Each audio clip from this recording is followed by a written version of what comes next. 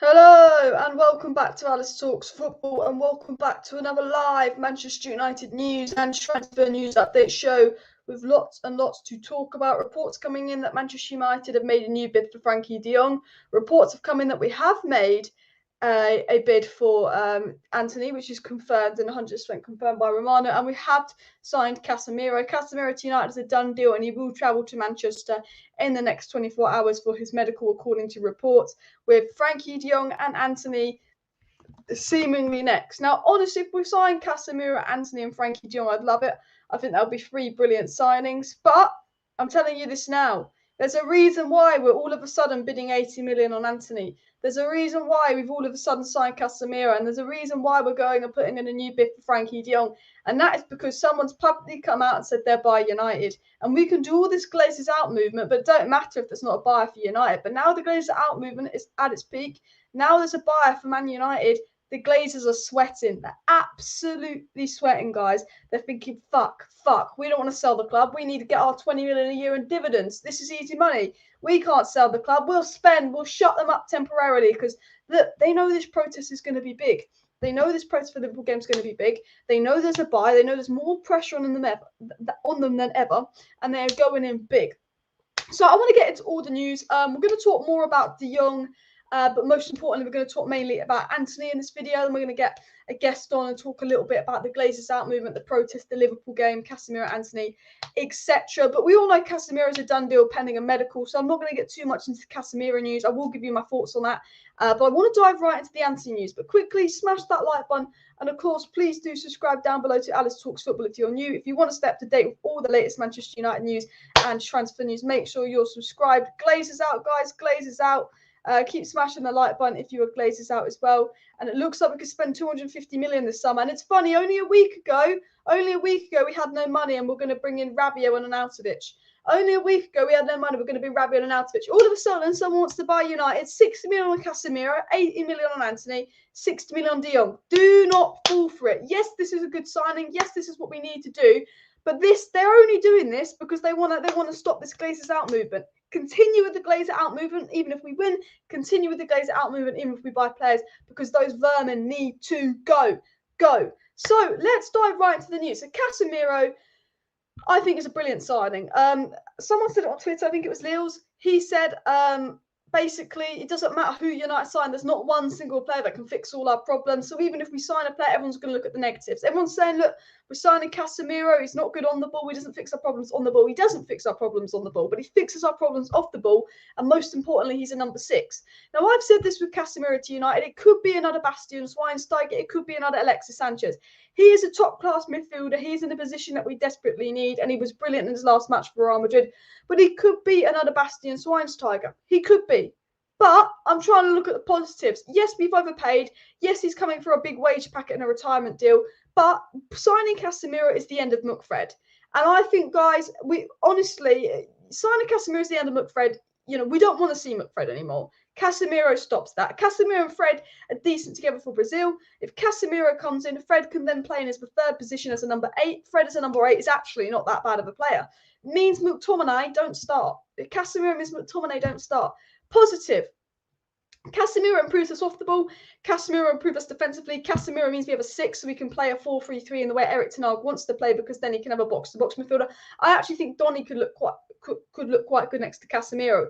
I think it's a brilliant signing. I hope it doesn't turn out like Bastian Schweinsteiger, but we still need another midfielder on top of Casemiro. We need a Frankie de Jong, and an ideal world is Casemiro and Frankie de Jong in the midfield. United, if they've got money to spend on Antony, I think they can go back in for de Jong and pay his deferred wages. Reportedly, we are putting a new bid to go back and sign Frankie de Jong. I'll believe it when an Ornstein or Romano gets on it. No one reliable is on that yet, so I won't get too much into the Frankie de Jong news, but I do want to get into the Antony news. Big news regarding Antony to Manchester United.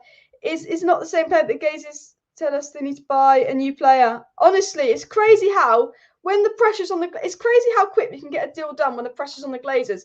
It took us 48 hours to sign Casemiro, and we could just ship 60 million out like that.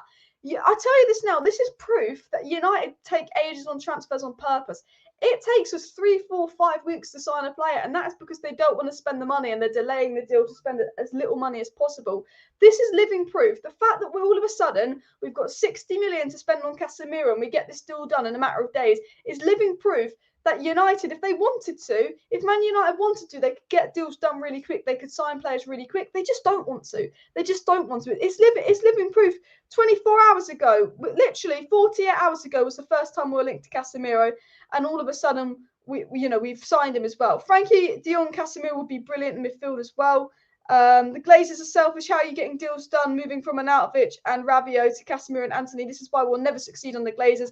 As soon as the pressure's on, we can sign players in 2 days and we can go from Arnautovic and Rabiot to Casemiro and Antony. Someone said Paredes is available on the market. I do quite like Paredes. I think we need another midfielder on top of Casemiro, and it has been said from multiple reports. James Robson said that another centre mid is wanted, and United do want to buy 2 midfielders. Now, this could be a PR spin to distract us. Casemiro's coming. I think Antony's looking likely to come, but we need to get another midfielder on top of Casemiro. I argue even need a goalie at this rate if we're going to be playing possession football, and a right back. But most importantly, Casemiro, midfielder and attacker, is needed desperately at Manchester United, and hopefully Frankie de Jong could be that other midfielder. But I still think we signed Casemiro. I think we will sign one more big name. Whether we get Antony over the line or not, I don't know actually what's stupid. Man United bidding 80 million euros for Antony that's not got 9 goals in the Eredivisie, or Ajax turning down 80 million for Antony. I don't know who's stupid, if I'm actually going to be honest. I don't know who's more stupid, Ajax for turning down the bid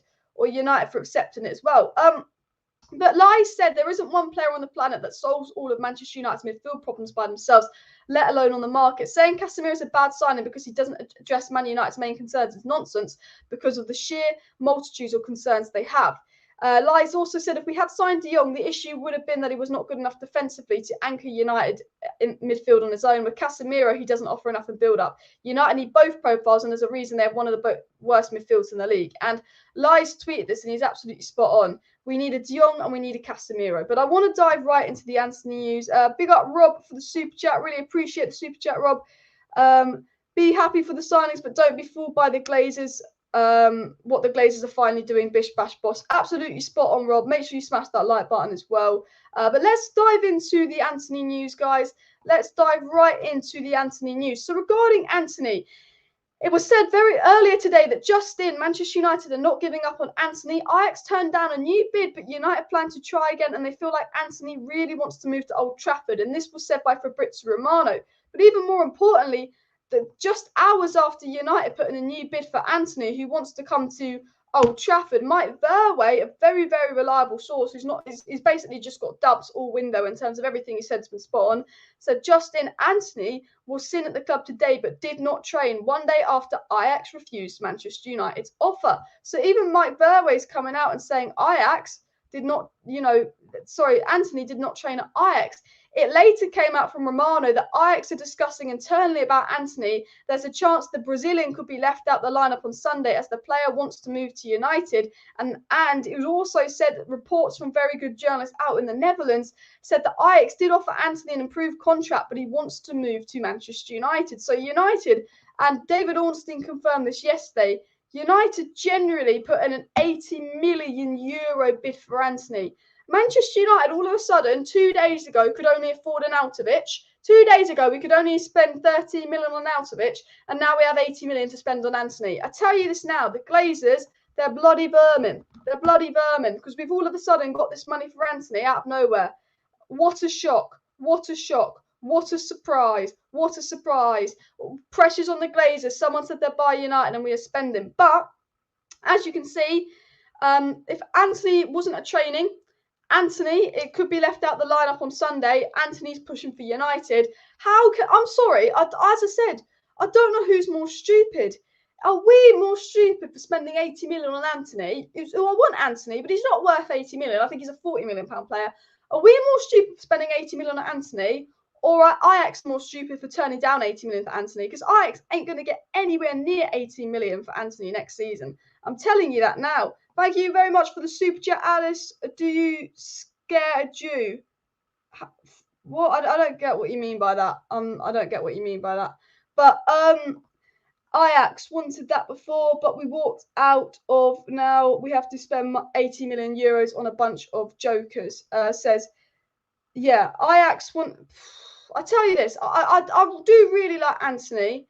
I do really like Antony. But yeah, wait, Peter, Peter, do not say stuff like that. I've just realised what you said. Do not say stuff like that. It's not appropriate as well. But Gakpo is better, got double goals and assists, says Adam. Look, this is the thing. Look, Antony's who Ten Hag wants, and at the end of the day, all I've been saying is back the manager, blah blah blah, back the manager. And so I think Gakpo, even though Antony's a right winger and he's more the profile we need, I think Gakpo is half the price of Antony with better stats in the Eredivisie. My head says we'll Gakpo's 35 million, Antony 70 million plus. Gakpo's got better stats, better injury record. I think we should go for Gakpo, then look at Antony next summer. But I've always been saying back the manager, back the manager, back the manager. Do you know what I mean? I've always been saying that. So if Ten Hag wants Antony and I say no, we should be getting Gakpo because he's cheaper, then I'd be a hypocrite on myself. Do I think we're massively overplaying for Antony? Yes, but is it my money? No, it's the Glazers' money. So, well, not even the Glazers' money. But technically, it's our money because we spend money in the club. But if that's who Ten Hag wants, then we get Antony. If Ten Hag's like, no, I want Antony, not Gakpo, even though Gakpo's better value for money, you've got to get Antony because I've been saying so long back the manager, and I think that Gakpo's probably a better deal. But I want who the manager wants. I want if he wants Antony, I want Antony. We know he wants De Jong, I want De Jong. If he wants Casemiro, I want Casemiro. You know, I think Gakpo's better value for money. I think that the money we're spending on Antony is ridiculous. But if that's what he wants, that's what he wants as well. But yeah. We need a right back. I agree. We do need a right back. Absolutely agree. Let me just get into the last story about Antony, and then we'll get a guest on the channel as well. And Ajax have offered Antony an approved contract, but he wants the transfer. Now, I'm going to bring Instructor to the stream. How are you doing, mate? I'm good. How are you, Alice? You good? I haven't got my headphones in. One sec. How are you? You okay? You good? Yeah, I'm good. Now, obviously, you're very pro Glazers out, as you should be. I love the green and gold to the club is sold theme outfit on here. What are your thoughts on all of a sudden, 2-3 days ago, we could only get Rabiot and an Arnautovic, and all of a sudden we've got the money for for Antony and Casemiro. What are your thoughts?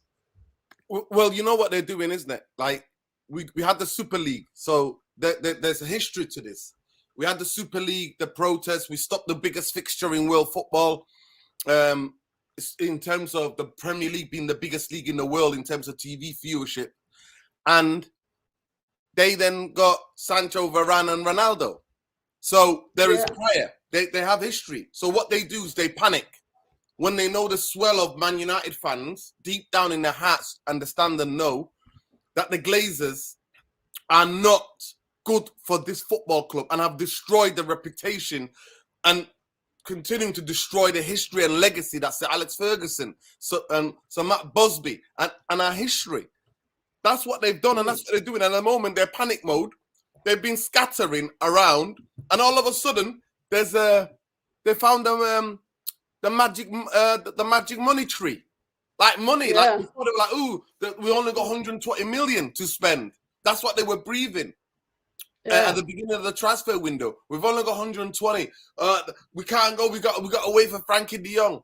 Listen, it happens again and again.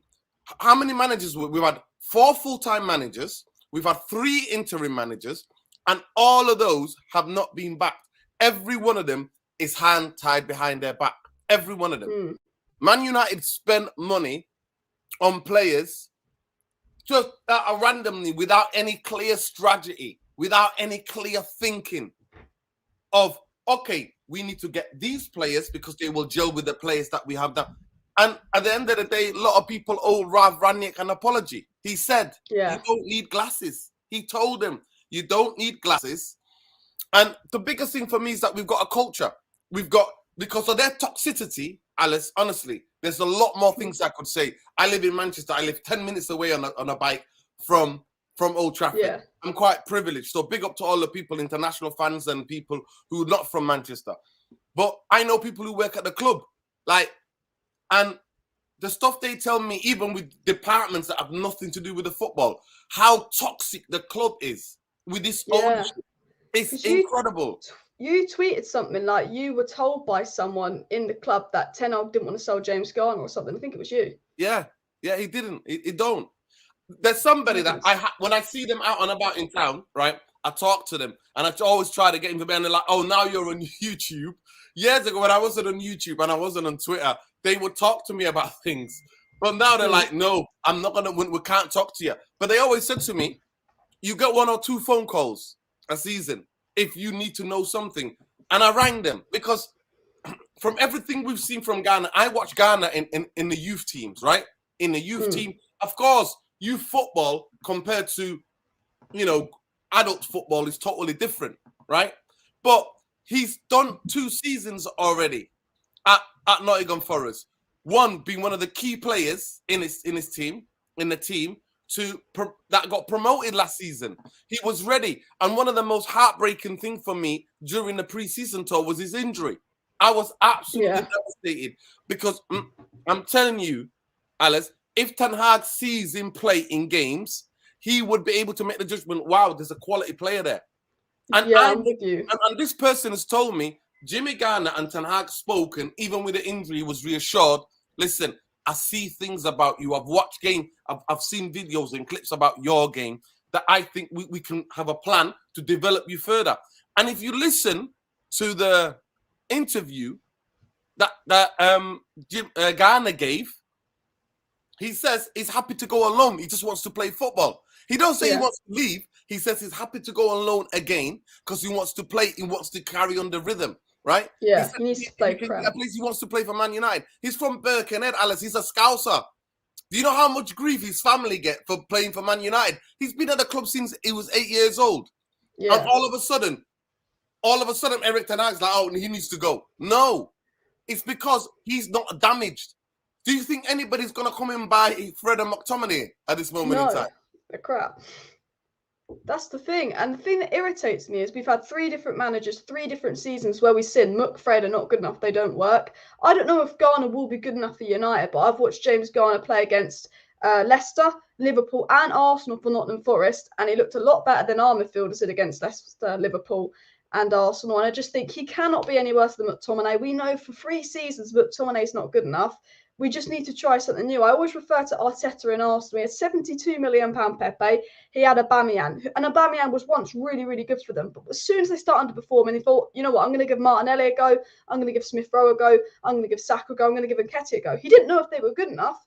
But if Pepe's constantly playing bad, it doesn't matter that he's 72 million. It doesn't matter that he's one of the big names. If he's playing bad, give someone a youth from the chance. And it frustrates me that we don't drop McTominay and play Garner or even Donny. Like, why?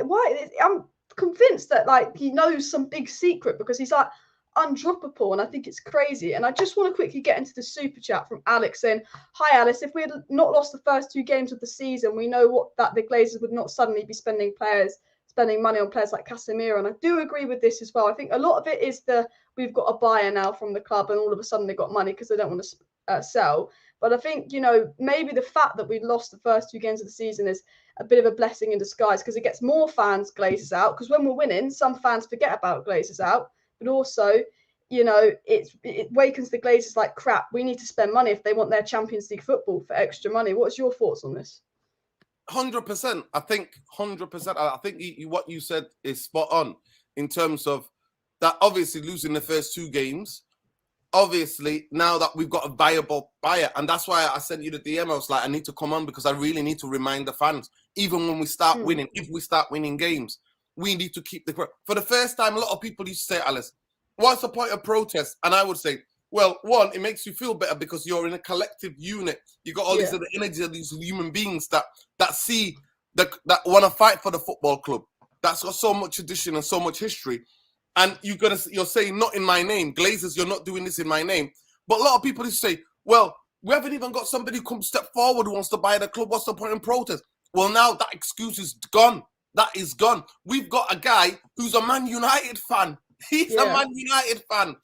And nobody in their right mind is ever going to tell me this guy is bad as the Glazers. Do you know what I mean? Bad as the Glazers. Yeah. or could be. He is a fan. He was there in the stadium at Barcelona in '99. Our greatest moment, like one of the greatest achievements in British football team. British football team. That we have that treble. He was there that night of ecstasy. You know, so this guy who wants to buy, he doesn't want to put leverage debt. He wants to Man United to be operating in a way that the majority of the fans want to do. And you know what? Every season, Alice, if Man United would just run it, you had good stewardship, you had good owner who can take care of the big things at the club. Man United can go out. Man United self-sufficient. Because of our history, because of our fan base. If you listen to certain reports, we've got 750,000 fans around the world. No other football club can say they have that. No, we're in every continent. China and India alone. Nobody can touch us in terms of fan base, right? And reach. So we will have that. And with every season and every summer, we can spend over 200 million. Why? Without even the financial fair play coming into play. Why? Because we generate. We're massive. In 17 years, Alice, I've not bought a shirt. You know how hard that is? I've not bought a scarf other than anti-glaze, other than a green and gold scarf. I've not bought a shirt of my football club. I have not in 17 years. Why is that? People have bought shirts for me and I've gone, why? Why have you done that? For birthdays or, you know, like that. That's what they've done. But I have not gone into that store in 17 years. Before the Glazers, we would be in that store looking, counting the money, going, have I got enough?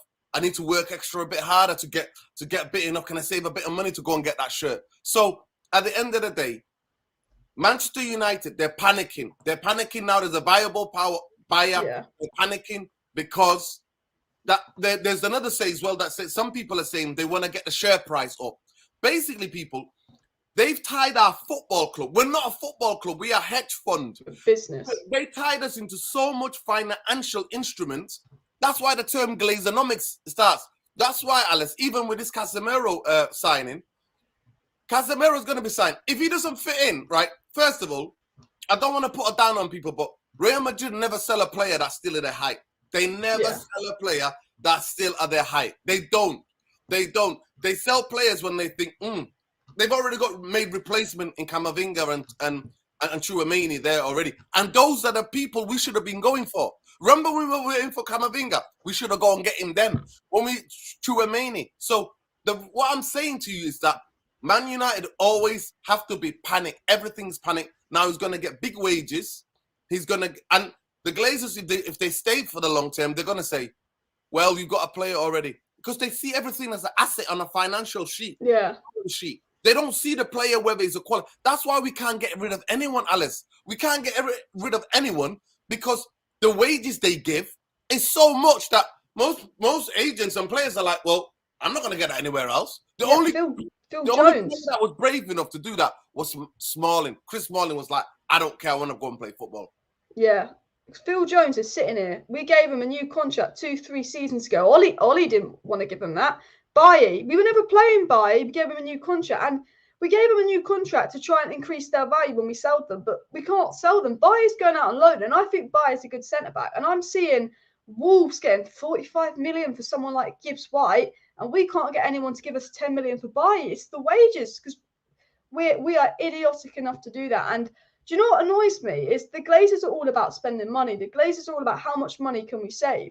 But I always think if they'd actually got proper footballing people on the board, on the club, we'd be spending less on transfers and bringing in better players and making more in sales. And they'd actually be spending less money and we'd be doing better business. But they don't even think like that. So they're businessmen and they run this club like a business, but they run the club like an absolutely crap business. And I think at the end of the day, whatever happens, I do not care who we sign.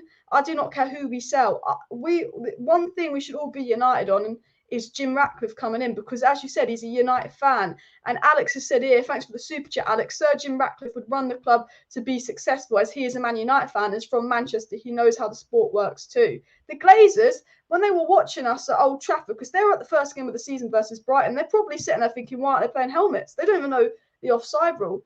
The people that run our club, I don't think have watched more than 2 football matches a year. This is it, Alice. You said it. There was a famous saying that I think in a game where the other team scored and one of them wanted to jump up and to celebrate because he thought our team scored. Like, they don't understand. They don't understand, and somebody had to hold them back. But you hear all these ridiculous anecdotes about the Glazers. At the end of the day, it's simple. If we start winning, we have to get them out. This is an opportunity of a lifetime. We have to keep the pressure. All of the hashtags, people, empty Old Trafford, Glazers must sell, Jim Ratcliffe in, Glazers out. All of those, we have to keep going. Most people now, people's lives are all in social media. Giving hassles to the brands that support Man United, the sponsors. You see what happened to Team Viewer? You know how many United fans go on Team Viewer social media platforms and give them hassle, disassociate from Man United? What did they say? What did they say? Oh, after that contract runs out, we won't be renewing. Because they understand they don't want their brand with any negativity. The pressure is working. The protest movement are working. This is honestly, I say it again, this is a huge opportunity, and we have to seize the moment. They can sign Neymar, they can sign Mbappe, they can sign Lava. I don't care who they sign. We have to, because look, they signed Varane, Sancho, and Ronaldo. And look, worst season in the history of Man United. Worst season in the Premier League history, Man United, right? So 1-2 players are not going to make the difference. They've made the club so toxic that the players' heads have gone. There's zero accountability. We're still getting leaks from the training ground. And you saw his press conference today saying that the attitude is all wrong. We're still getting leaks saying, oh, United players feel we can't go all attack the way we want to play against Liverpool. We might have to go defensive. I'm like, you just listen to that manager and do what he says. Who are you to tell the manager what tactics to play? I know. It's incredible. To me, it's incredible. Whether we get Antony, whether we get De Jong, it ain't going to change the matter. These people are running scared. There's a viable buyer now. We have to go hard. This is every Man United fan. Whether you live in Manchester, whether you're a match goer, whether you're international, wherever you are in the world, get on social media, use the hashtag empty Old Trafford, get the Glazers out. Glazers must sell now. That's what we have to do, all of us. And it's up to all of us. You love Man United. To me, the greatest day, Alice, is the day they leave. That would be the parties that day. Honestly, I told people it'd be equivalent to winning 5 Champions Leagues. Because you think about it, Alice, in the last 17 years, can you imagine if we're owned by reasonable owners who cared about the football club? Could you imagine how many trophies Man United would have won? Liverpool wouldn't have got any if we were still at the top of the game. We didn't let them win a trophy for 20-odd years. Or Premier League. And Glazers come in, Fergie goes, runs this club to shambles. And as I said the other day, now we have a buyer. Us as fans need to do whatever it takes for them to sell. Because this is it.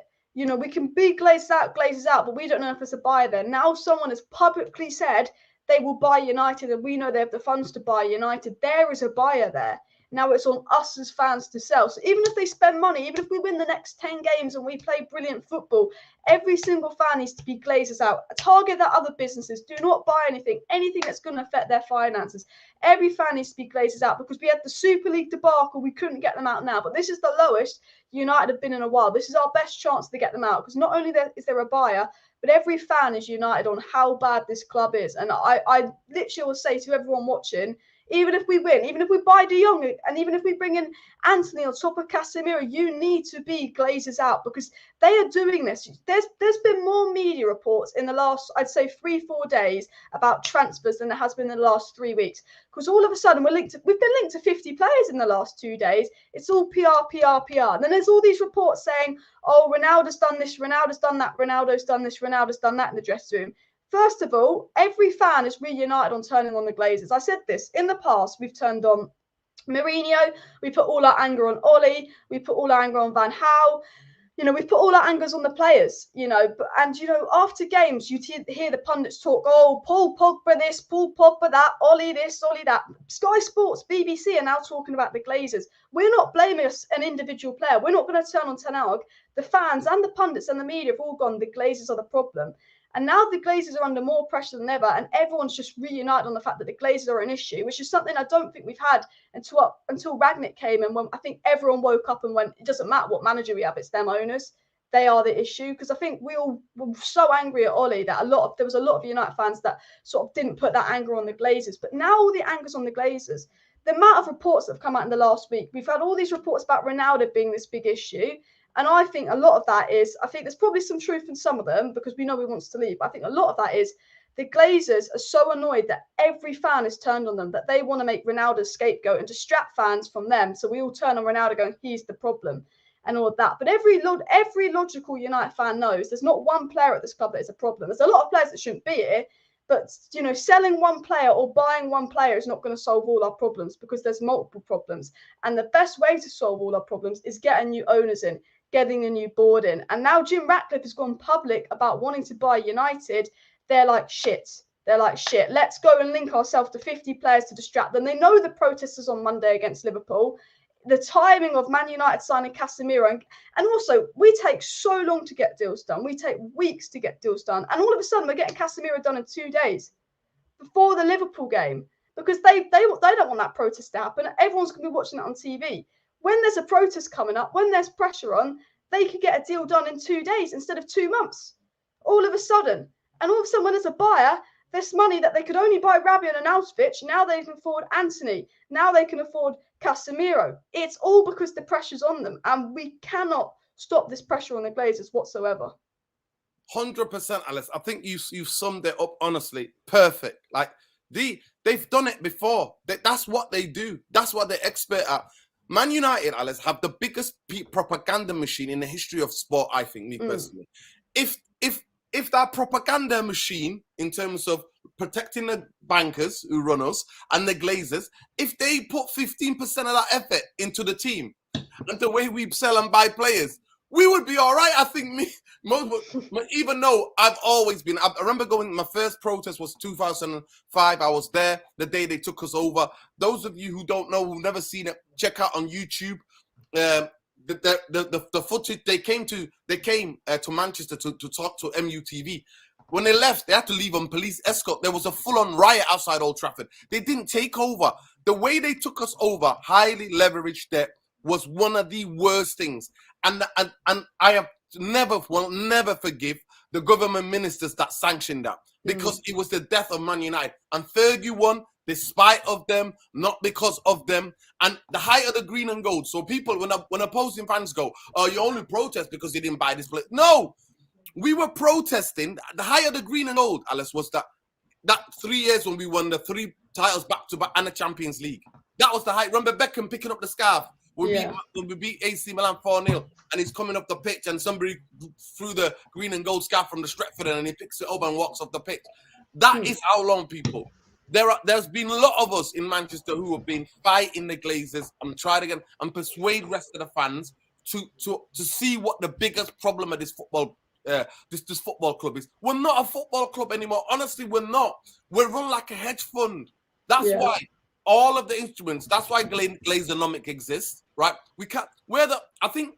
Do you remember under Van Gaal, we could let people go. Remember under Van Gaal, we let Welbeck go, Van Persie, Chicharito, we let De Silva go. Who else did we let go? We let some of the about 5 or 6 players we let go, right?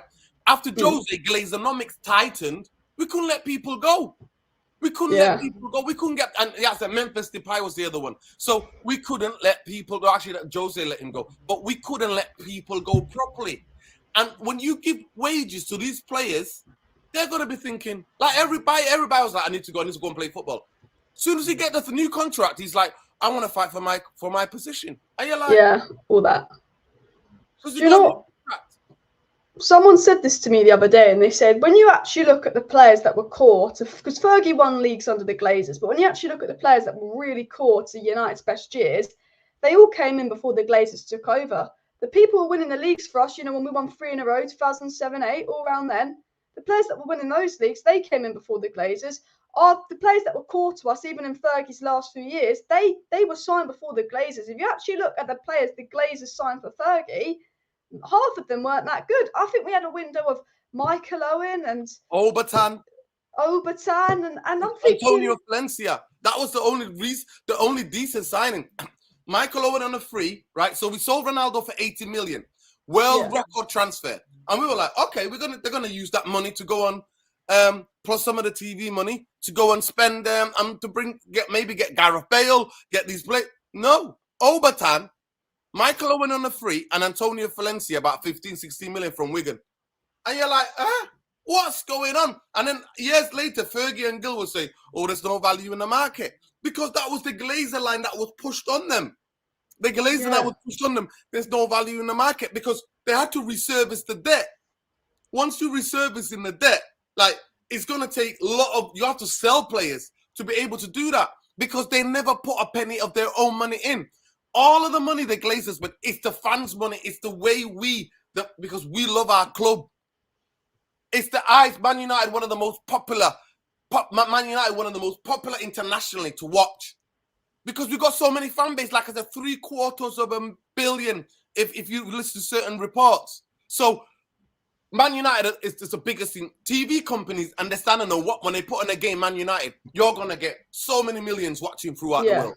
When you put in a game, maybe Aston Villa versus Brentford, you're not going to get the same. You're not. Yeah. Well, that's why Sky and Sky are coming out because they're like, woo, Man United getting that damaged. And because we won 13 Premier League titles globally. We put the Premier League on the map as well. Like, so this is one of the things that are going. At the end of the day, Fergie's time, we understand Fergie was a director of football. Fergie was the head of recruitment. Fergie was the general manager. He did all the jobs. After he left, regardless what we think, me and you, Alice, think, or any United fans think about David Moyes, he wasn't back. They got in the last couple of days, they tried to get him Fellaini and Leighton Baines, and they could only get him Fellaini. And then in the January, they got Juan Mata. And like, what? Van Gaal comes in. Van Gaal was wanting Mane, Cruz, he wanted Thiago. All of these players, they kept getting him fifth, fourth choice players. It's like, it's incredible. Jose, they backed him for the first season with Zlatan, Pogba, and Mkhitaryan. After that, like they literally bought players and forced it on him. Like they did with Ollie. Like Ollie wanted Grealish. He didn't want Donny van der Beek. Mourinho didn't want Fred. And you know what, Fred? This is the maddest one about Fred. When I tell people, people's heads explode. Fred, Shakhtar Donetsk valued him at 21 million at the most. Man United went there and offered them 50. And you know what? Shakhtar was like, oh, actually, well, 52. Do you give us 52? They couldn't believe it. They couldn't believe it. It's the same thing with Maguire.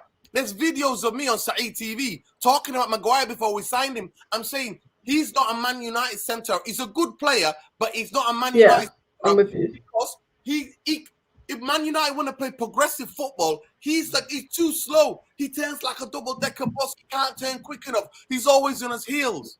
I was like, give another 5 million, go and get Koulibaly. Koulibaly was a lot younger. So when somebody like me and somebody like you, Alice, knows the type of players that we should be going for, and the club doesn't, it shows you they put bankers in charge. And when people were telling me about Richard Arnold, I kept telling them, for the past decade, his best friend is Ed Woodward.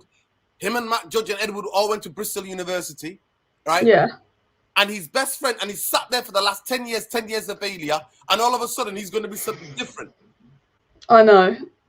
It's madness. I even think Fergie won his last Premier League title with a squad with Cleverley and Anderson. Like, they were neglecting this squad as soon as they came. And, like, I think the worst Premier League title winning team was that one that Fergie managed to win within his last year, because Fergie was a miracle worker. And then when Fergie left, everything was exposed. You get rid of this miracle worker. There's no structure in place. You've got people that don't know who to buy next in the club, and they're all friends, and it's mates rates and bankers FC and all of that. And as you went through all our transfers, we've had, I don't know if you saw what Gary Neville did on Monday Night Football the other day, green, amber, red, all our transfers. There's very few transfers we've made post Sir Alex that I'm like, that was good business. And some of them have been like, okay, like, value for money. They had a few good seasons maybe, but there's not one transfer where I'm like, that was brilliant business. There's a few where I'm like, I'll give or take. I don't think Herrera was a bad transfer. I don't think Matic was a bad transfer, but it wasn't like, boom, we stole them money. And then the worst part for me is as well that we're desperately needing a midfielder. We've gone into the last 2 weeks of the window without signing a midfielder. We've just signed Casemiro, which we'll get into in a second. But I'm seeing Nottingham Forest buying this midfielder, Aston Villa signing this midfielder. And I'm thinking, even if they're not 100% the right profile, we needed a midfielder before Pogba and Matic left. We've now lost 2 midfielders, so we need a midfielder more than ever. But you see Villa, you see Forest signing all these under-the-radar midfielders, 20, 30 million. Moises Caicedo were linked to the other day. We could have bought him in January 2021 for 5 million. We'll probably have to spend 50 million for him. Basuma's going for 30 million. Lema's on the market, 20 million. United are panicking. They then go and try and put 20 million on for Rabiot. When, Juventus were literally going to pay Rabiot to leave. They're now panicked. They've gone for the most obvious name of Casemiro, which I do like, but he doesn't solve all their issues, and I think it is a good signing. But it's thinking like, there's obviously not the right people at the club, because how are Nottingham Forest and Aston Villa and West Ham going in for all these under-the-radar players at the 30 million that we feel like are going to be good signings? Even Wolves. United are spending 50 million on Fred. And I just think the people that do business at this club are absolutely incompetent. Even on the screen here, I know it's not the most reliable journalist, but we've obviously got a lot of heat around Antony. United preparing 80 million plus 20 million in bonuses for Antony. I'm all for back your manager and all that. And if Ten Hag wants Antony, fine. It's not my money at the end of the day. But why are we spending this much money on Antony when there are better alternatives for cheaper? And I'm not, obviously, I think that, I can't say, I'd be hypocritical of me to say, let's get the cheaper player, because obviously this is who Ten Hag wants, and I'm all for back your manager, sign who your manager wants. But Ajax are milking us dry. They're going to get 150 million for Antony and Martinez from us. I mean, how idiotic are we in the transfer window? And every club knows that. If I owned a football club, let's say I owned Aston Villa, I was a sporting director or something, and we had a player that we were about to sell to Arsenal for about 25 million. And then Man United all of a sudden registered an interest. I'd put that player's price tag up to 50 million, because I'd go, well, they spent 80 million on Maguire. They're going to spend 80 million on Antony. Clubs can just take the mick out of us because we're absolutely idiotic in the transfer window. And I just think, even if the Glazers are in charge, and I want the Glazers out more than ever, but I actually just think we could still win stuff under the Glazers if they actually thought, we'll spend the money and we're going to get in a Michael Edwards, we're going to get in a Paul Mitchell, we're going to keep Ralph Rangnick at the club, and thought, we'll let footballing people do their stuff. Because I reckon if you had Ralph Rangnick, Paul Mitchell, you had all the right people at the club, we could have probably bought 5-6 good players for 150 million. But now, I like Antony, that's who Ten Hag wants, and you know what, at the end of the day, back your manager. But 100 million euros for Antony. He's thinking, who does that? And it's a panic, and they're going to do this to try and get us off their back. But the money we spent the second most money after Man City, and we spent it on so much crap, because it's always been, and the reason we overspend is because we don't back the manager. Then the last 2 weeks of the transfer window, we panic and the prices go up. Us taking time on deals, us not backing the manager, costs us. Everything we do in the transfer window just is crazy. 100%. It's I always, what for a long time I used to say we are comedy FC, but honestly, it comes from tragic. And anybody, Alice, who ever tells us, the Glazers are good business people, are they heck? You would never hear about the Glazers if they, soon as Fergie left, they put, like you said, good people in place who know what they're doing. There will be no bother, because we know a lot of people who own these football clubs are not there because they like the football club. At the end of the day, we understand that. Look at FSG at Liverpool. Look what they do. Yeah. They get good footballing people. They back their manager. And yeah, of course, some Liverpool fans moan about them now and again, but they're not taking dividends. They're not taking dividends, and they didn't do a highly leveraged debt on the club. From the beginning, what was done was that it was a crime. It was a crime that took place the way they took over the club. So 100%. People that don't understand, don't know, if you know about what happened in Manchester to Manchester United fan, 20,000 fans left, set up their own club called FC United. I go and watch their games. I got a lot of friends who are involved in that football club. And it's so honored because fans ownership that own that club. That certain families, I know brothers who don't speak because one of them still goes to the game, and the other one is that turned his back on Man United. Like, you don't understand. Like, getting those 20,000 fans in the city back on track when they go and we get a good, and for the first time, we've got an opportunity, people. We've got an opportunity. They're not good business people. They don't know what they're doing. They own malls in America. Their malls are falling apart.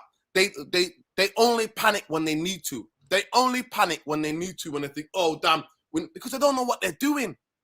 They're not good business people. They don't have any business sense. You know, and I know, Alice, with our fan base, if they put proper backroom staff in the place, proper football structure, we would be successful, winning trophies. They can bring in so many different sponsorships globally because of our reach, and they would rake in all the money. 100%. They're not even that clever, and they don't understand that. Instead, they hired a moron who helped them take over the club called Ed Woodward, who kept professing to people, Man United don't have to win trophies to make money. Look at Liverpool. This before Liverpool won the league. You're like, no, you need to. That can only go so long. And we know already, Alice, from 2017, right? We know from 2017, we understand and know that in terms of the revenue that was coming in is dropped 15-20%. 15 to 20%. And that's one of the reasons I think they might have to sell, because they also banked on, Alice, that the Super League, because they were going to get so much money guaranteed every year from JB Morgan, which was the bank that was behind the Super League. And they were going to have no relegation, no promotion. You know, just like they have in American sports, like in the NBA or like the NFL. Like, that's what they want to turn this club into. So we have to understand that these people are not good. And if they would have gone ahead with that, Alice, that would have been spitting. That would have been dancing on the grave of someone like Sir Matt Busby and all of those Busby babes that we've lost. Yeah. Just think about it, people. If that crash didn't happen, right, what would our history would be? How many European Cups would we have now? I believe they were that good. We would have more than Real Madrid now in our history in terms of how many European Cups we would have had. That plane crashed. Those people died. Sir Matt Busby, right, and Jimmy Murphy got together and built the football club again 10 years later. We're the first English one to win the European Cup, 1968. It's still with some homegrown players like Brian Kidd scoring, Bobby Charlton, Georgie Bett. So at the end of the day, we know our history, and they wanted to spit in the face of that history. Manchester United, the plane crashed, Alice, because the FA told Man, because the FA in that time in the 1950s didn't want any of the clubs playing in Europe. They didn't want that. So the FA made a rule. You had to be back 2 days before your league fixture. You had to be back in the country. That's why they had to take off. The plane took off so many times, and then the tragedy happened. So that's what they wanted to do. They want that. The European Cup is littered with our history. It's because the way we're globally known. At that time, there was no internet, no computer, no even proper televisions, color. It was newspapers, and it went all around the world. One of the most talented young team, the crash happened. So many of them passed away.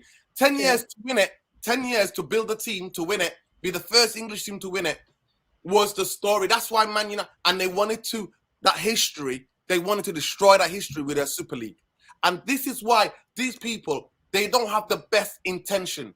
They don't. They just have money, and short-term, money. Now they're panicking. You see, Alice, Rabiot and Arnautovic to Casemiro. In what world of football does that go? They're panicking. I think what said it all as well with the Super League was, who was the ringleader of the Super League? The Glazers. There was multiple teams in for it, but the ringleaders was Woodward, the Glazers, and I think Florentino Perez. But United were basically 99% behind it. And we only pulled out because of Chelsea and City did, because Chelsea and City had somewhat owners that care. But we were never going to pull out the Super League. We were the ringleaders behind it. If the Glazers didn't exist, that Super League, I don't think would have even been a thing. I don't think we wouldn't even had the whole debacle. It's because it was the Glazers, because they only watched the American football with the helmets on. They wanted to turn our sport into that, as you said. And they wanted to forget all the history about the club, as you said. And they just thought, brilliant, as you said, no promotions, no relegations. And also that way, they'd have loads of money pumping in. And we wouldn't even need to be a good team. We could be really shit, but we'll still have all that money pumping in.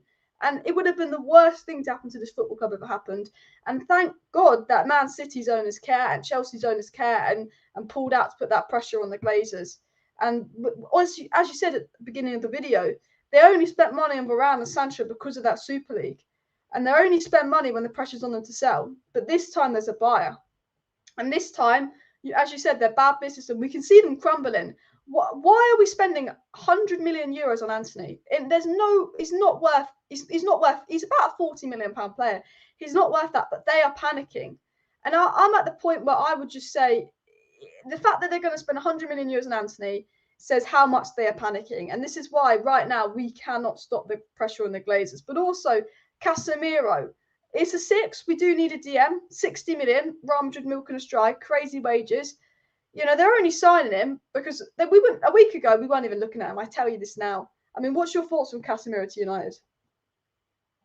Yeah, you know what? Obviously, if you put everything aside, he's a fantastic player. And I said it before, Real Madrid hardly ever let players go that they don't think they've had it. And last season, to be fair to him, he didn't have a good season last season. He's a brilliant player for what he does.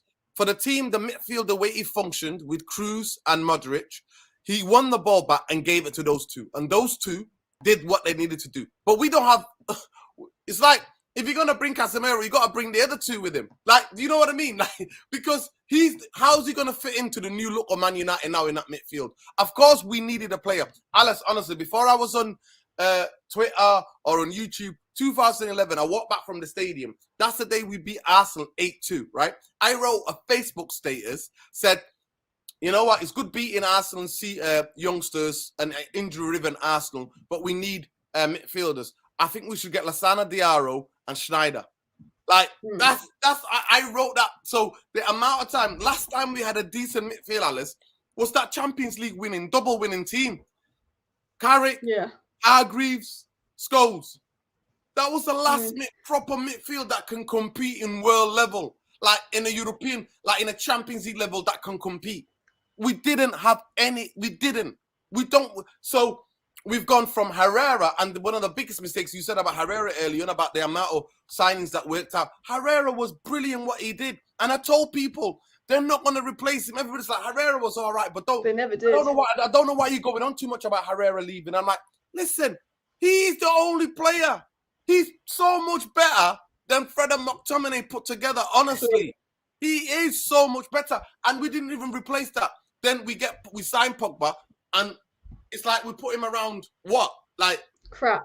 And the most irony is, Casemiro would have been a perfect foil for Pogba. That's the most irony. Earlier. That is the most irony. He would have been perfect. So as a player, he's got good attributes, obviously good experience. He's tough tackling. He's quite physical. He likes to get stuck in. But he's in his 30, and you know what? After 30, you know, Alice, footballers, they're not the same. They're not the same as they were when they're in their early 20s or mid-20s. They're not. You should have got them 4 years ago.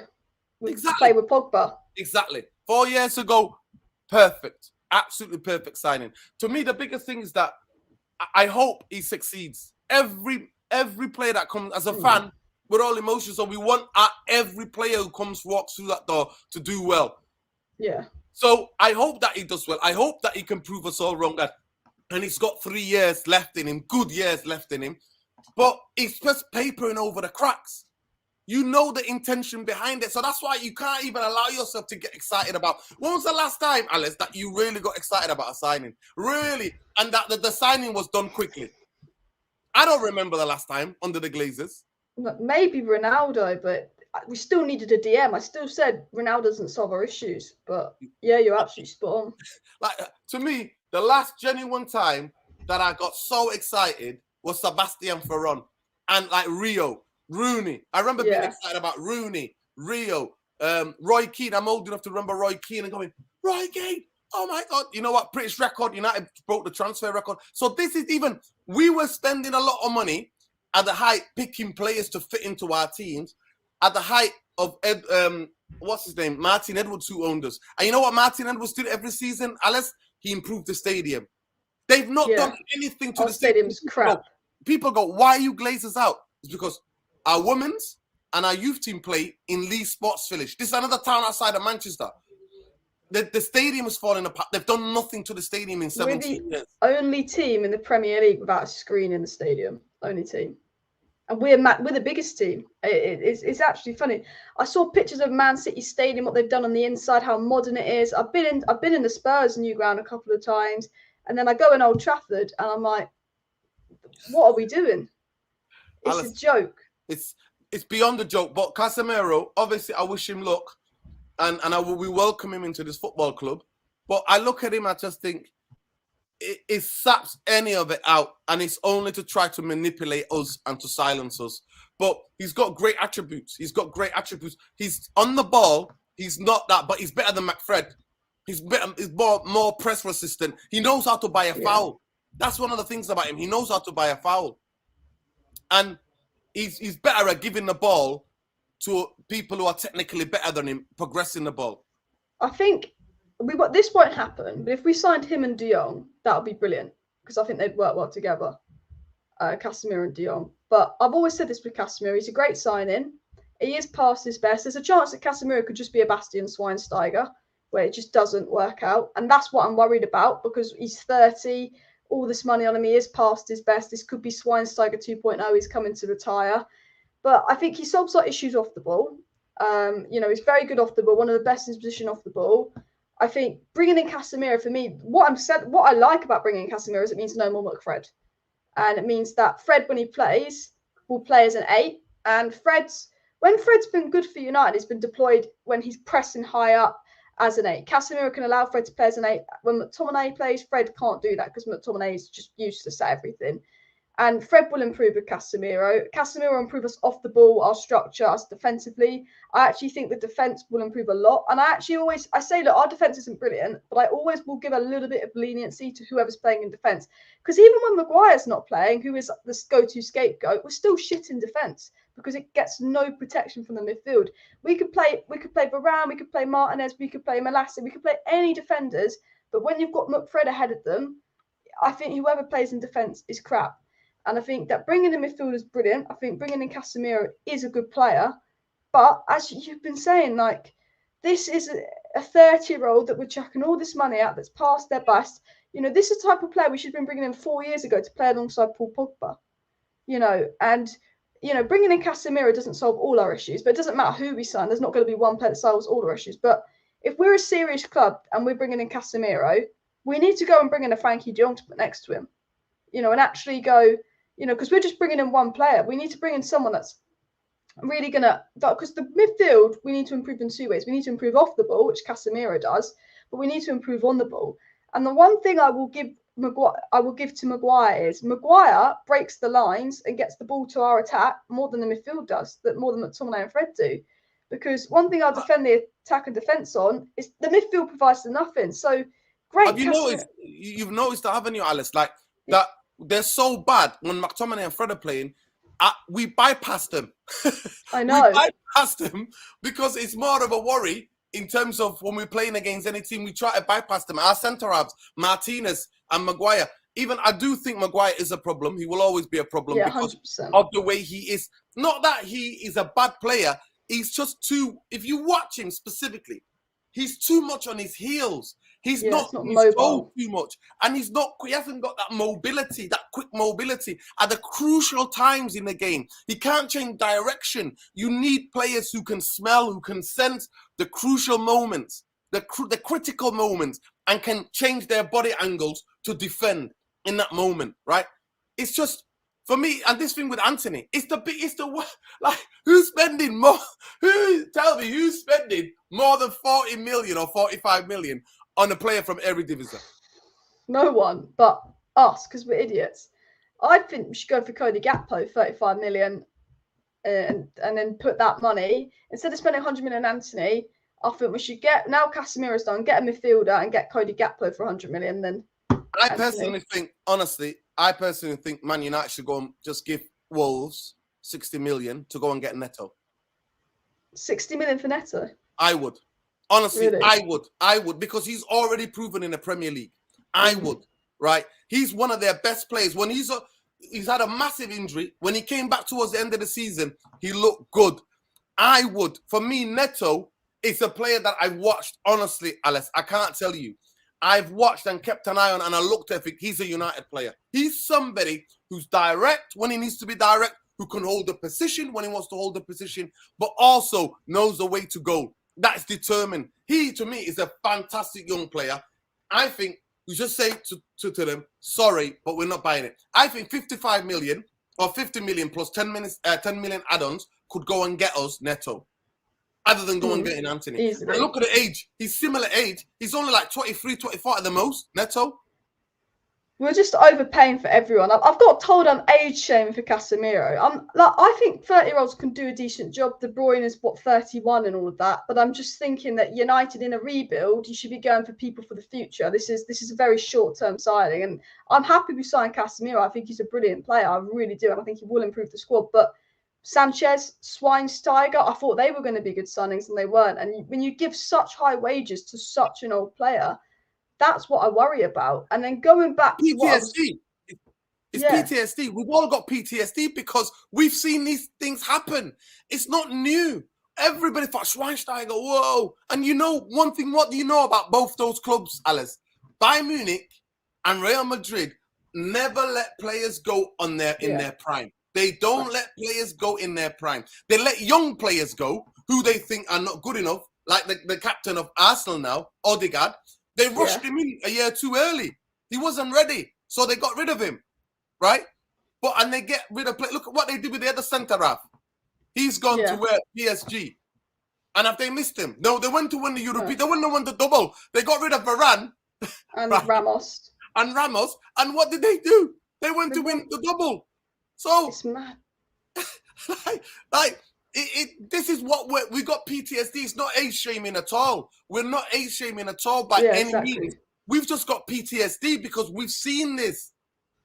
If they, like Alice said, if they go and follow it up now with Frankie de Jong, and if they go and follow it up now, whether Ronaldo stays or not, with a decent striker, and they get a right-sided, left-footed player, then we'll think, oh, maybe the window has, even though they're manipulating, we've shamed him into this. You know what I mean? So this is what it is. It's like, and you go and back it up. Because the thing with Man United fans and the way we're conditioned as well, we always need a player or a manager to be the savior, like they're going to come and save us. No, they're one human being. They're one human being. And we always need a one scapegoat. No, the scapegoat, that people that deserve it, they've mismanaged this football club to so much that I always said, fish always rots from the head. Fish always rots from the head. And when you had the rot from the top, it infects everybody. The only teams that win a league titles are the teams that every department from the top to the bottom, everybody's looking the same way. And I even said to people, I wanted Ten Hag because he's a manager on the up. Van Gaal was on his way down, really. Jose was on his way down. Moyes, really, no Man United fan ever wanted Moyes, right? It was pretty unproven. Ollie, we got excited because he's a legend of ours and he came after Jose, stung the place out, right? So this is the reason there's a context to these things. But it's like he's a manager on the way up. And I always said 4 or 5 months, we would see better football. But don't expect to win trophies under this ownership. And what I mean by trophies, I don't mean Europa League. I don't mean a League Cup. I mean an FA Cup. I mean Champions League, and I mean league title. This model of ownership only wants top 4. It's built. Look at the times. Look at the times when they sack managers. In the second season, when they can't reach top 4, Van Gaal, Jose, Ollie, they sack you when they know you can't get top 4. They want us to be Arsenal under Wenger in his last years. That's what they want. They want us. Because what they do is they only spend money when they're like, crap, we're not going to get top 4, or crap, the pressure's on. Once we get top 4, because Ollie's second season, they, instead of getting Grealish, Bellingham, and I think he wanted someone else. Haaland. No. We're comfortably going to get top 4. We're not going to spend. Here's Donny. Oh, no, the pressure's on. Here's Cavani on a free. Here's Tellez. It's all about, if they think we're going to get top 4, they're not interested in spending. And if there's no pressure on them, they're not interested in spending. Moises Caicedo, that winter under Ollie, January 2021, 4.5 million. We desperately needed a DM, but we still had a year left in Matic. So I thought, this is brilliant. A young DM we can just give a little bit of minutes to here and there while we get the last year out of Matic. No, now we're linked to him for probably 40, 50 odd million. And you know who scouted him, Alice? Dan Ashworth. Dan Ashworth is the guy who's left Brighton now to go to Newcastle. If Glazers stay, I'm telling you now, I'm letting you all know, you heard it here. and I've been saying it to a lot of people as well. If the Glazers stay for the next 5 to 6 years or a decade, Newcastle are going to win or challenge for the Premier League before we do. Yeah, 100%. I'm telling you now. You know what? Man United had a conversation with Dan Ashworth. You know the worst thing, Alice, it's not like they've had conversation with people. Man United spoke to Paul Mitchell. Paul Mitchell is from Oldley Edge. He's from Manchester. United fan. Right? This is surreal. United fan. A good operator in football, right? One time he was a sporting director. Other times he was a technical director. Other times he was a head of recruitment. Dan Ashworth they spoke to. Ralph Rangnick. There's a photo. My friend Aaron, right? You know Aaron, who's he's got his own YouTube channel as well. Me, Aaron, so I used to do the videos back in the day, right? Aaron, 2018-19 season, we met Ralph Rangnick at Outside Hotel Football. We were like, whoa, what's going on here? So a lot of fans didn't recognize him. We're football nerds, so we recognized him. We were like, and Aaron is born in Berlin, so he's German. So he speaks to him in German. And he's like, oh, I'm here to have a look around. No, Woodward met up with him. But guess what? Every one of them said, we need power. Dan Ashworth said, before they went to Newcastle, I want proper power. If you're going to get me to do this job, I need the power. So they don't want any external guys, because what happens when they get an external guy? They finally got Rangnick in, right? They said this, they're going to give him this role that they were going to give him. There was no details in that. There was no clear details. And then they got rid of him because he told the truth. They never want any external people coming in, Alice, and speaking and diagnosing the problem and telling people what's going on at this. And they can never improve. If you can't take criticism, you can never improve from that. If you can't take someone telling you what to do and you don't want to listen, you can never improve. He literally said 10 out, 10 in, open heart surgery. And for some reason, our board, I knew, like, going into the season, it was going to be a shit show. I had some people saying, why are you so negative? All of that. Like, everyone, a lot of people on me saying I've been too negative about this transfer window, wait and see what happens. But I knew, because we went into this season and our starting 11 still had to involve 9 out of the 11 players that were core to our worst ever season. And I sit there and I think, how can the board think just going into the season with a free Ericsson, a Martinez, and a backup left back is going to be fine for Ten Hag? Because I knew that Ten Hag was fucked. I thought he's a brilliant manager, but I just said this: 9 of the 11 players that started versus Brighton, that started versus Brentford, were core to our worst ever season, ever. And and the fact that they're still at this club is crazy. Obviously you can't sell them all. It's not FIFA, but Rangnick was right when he said you need 10 out and 10 in. And you see Nottingham Forest signing 13 or 14 players. It is very much possible to, I'd say, get 7 out and 7 in. It's very much possible to do something like that. But United don't want to do that. They don't want to spend the money. They don't want to do that. And they don't have the people to do that. Because when we do want to spend money, let's go spend 100 million on Antony. What do you mean? Like, if we had proper people at this club, and if we'd have listened to Ralph Rangnick, instead of sacking Ralph Rangnick and potentially brought in someone like Paul Mitchell that knows what they're doing, as you said, like, we could be buying players for cheaper. We could be getting people in, getting people out. But instead, they're panicking now because they've got 2 weeks left and realised how crap we are. But it's like, I generally believe that this board don't really watch us play, because I think me, you, and a lot of super fans anticipated it was probably going to be a shit start to the season because we're unprepared. And I generally think Murta and Arnold just bringing in a new manager and 2 signings was going to solve our issues. We have so many issues. Anyone with a brain, and Ralph Rangnick said this, and he got sacked for saying this, it's going to take more than changing the manager. You've got to have 10 out, 10 in, because anyone with a brain knew that those players who weren't just awful on the pitch, but off the pitch, the dressing room issues, the dissent issues, the suspicious injuries, the leaks.